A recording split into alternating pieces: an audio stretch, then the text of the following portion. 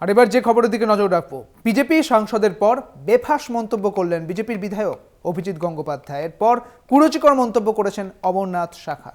মুখ্যমন্ত্রীর নামে কুরুচিকর মন্তব্যে বিতর্ক।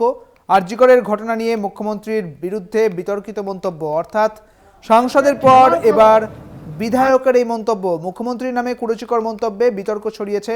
আরজিকরের ঘটনা নিয়ে মুখ্যমন্ত্রীর বিরুদ্ধে বিতর্কিত মন্তব্য। দেশের একমাত্র মহিলা মুখ্যমন্ত্রীকে সম্মান করতে পারে না বিজেপি, এমনটাই বলেছে তৃণমূল কংগ্রেস।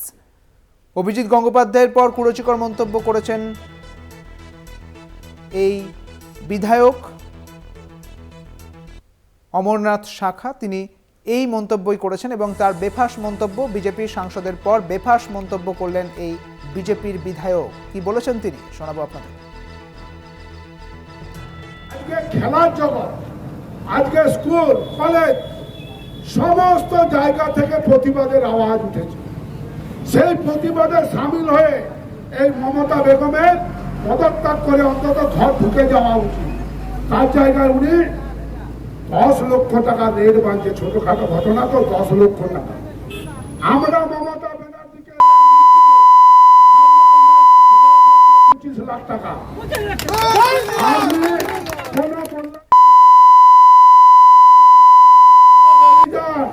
আমরা 25 লাখ টাকা দেবো, আমরা ঘরে ঘরে আদায় করে 25 লাখ টাকা দেবো। আজকে খেলার জগৎ। লোকসভা নির্বাচনের সময়তে অভিজিৎ গঙ্গোপাধ্যায় বিজেপির সাংসদ, তিনিও কুরুচিকর মন্তব্য করেছিলেন মুখ্যমন্ত্রীকে নিয়ে, এবং তিনি ঠিক কি বলেছিলেন শোনাবো আপনাদের। তুমি কত টাকায় বিক্রি হও? তুমি কত টাকায় বিক্রি হও? তো তোমার লাখ 10 লাখ টাকা কেন? তুমি কেয়া শেঠকে দিয়ে মুখে পুলটিস মারো, সেই জন্যে মেকআপ করো, মেকআপ করে বেরো। মমতা ব্যানার্জি মহিলা তো, আমার মনে প্রশ্ন জাগে মাঝে মাঝে।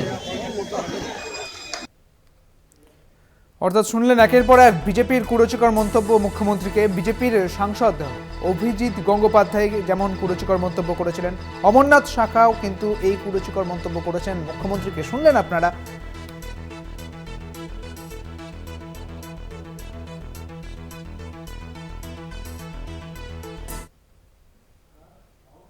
তবে এবার অমরনাথ শাখার বিরুদ্ধেই থানায় এফআইআর, বিজেপির বিধায়কের বিরুদ্ধে এফআইআর করা হয়েছে। তৃণমূলের মুখ্যমন্ত্রীকে কুরুচিকর মন্তব্য করা হয়েছে। ওন্দার বিজেপি বিধায়ক অমরনাথ শাখা কোনো অন্যায় করেনি, প্রতিক্রিয়া দিয়েছেন আরেকজন বিজেপি বিধায়ক।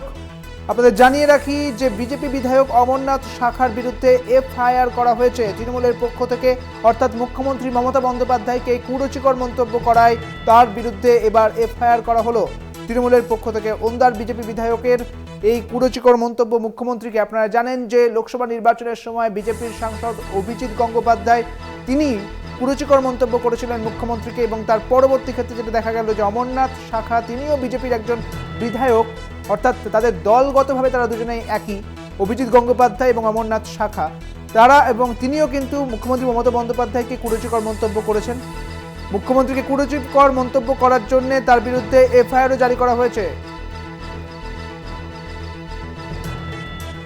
আরো বিস্তারিত জানবো, আমাদের সঙ্গে রয়েছেন আমাদের প্রতিনিধি স্বরূপ গঙ্গোপাধ্যায়। স্বরূপ, অমরনাথ শাখার মুখ্যমন্ত্রীকে কুরুচিকর মন্তব্য করেছেন, সেই কুরুচিকর মন্তব্য আমরা দর্শকদের শুনিয়েছি এবং তার নামে এবার এফআইআর করা হয়েছে। আরো বিস্তারিত জানবো, কারা এই করলো এফআইআর? দেখো, আরজিকর কাণ্ড নিয়ে গত মঙ্গলবার দিন বাঁকুড়ার ওঁদার চৌমাথার মোড়ে সেখানে অমরনাথ শাখা বিজেপি বিধায়ক, তিনি মমতা বন্দ্যোপাধ্যায়ের নাম করে মমতা বন্দ্যোপাধ্যায়, মুখ্যমন্ত্রী মমতা বন্দ্যোপাধ্যায়কে নানান ভাষায় কুরুচিকর ভাষায় আক্রমণ করেন, এবং আক্রমণ করার পরই গতকাল রাত্রিবেলাতে তৃণমূল ওঁদা ব্লক তৃণমূল নেতৃত্ব অমরনাথ শাখার বিরুদ্ধে ওঁদা থানাতে এফআইআর দায়ের করেন। এবং তৃণমূলের তরফ থেকে যেটা দাবি করা হয়েছে, যে ভাষাই ব্যবহার করেছে বিধায়ক, একজন বিধায়ক হিসেবে তার মুখে এই ধরনের কথাবার্তা শোভা পায় না। আমরা আইনের দ্বারস্থ হয়েছি এবং আইনানুগ ব্যবস্থা যাতে বিধায়কের বিরুদ্ধে নেওয়া হয় সেই দাবি করা হয়েছে ওঁদা থানাতে। এবং যদিও বিধায়কের যেটা বক্তব্য, তিনি কোনো অন্যায় করেননি, আইনের পথে চলবে, তিনিও আইনের দ্বারস্থ হবেন। বেশ, অনেক ধন্যবাদ তোমাকে স্বরূপ। আমাদের সঙ্গে ছিলেন আমাদের প্রতিনিধি স্বরূপ গঙ্গোপাধ্যায়।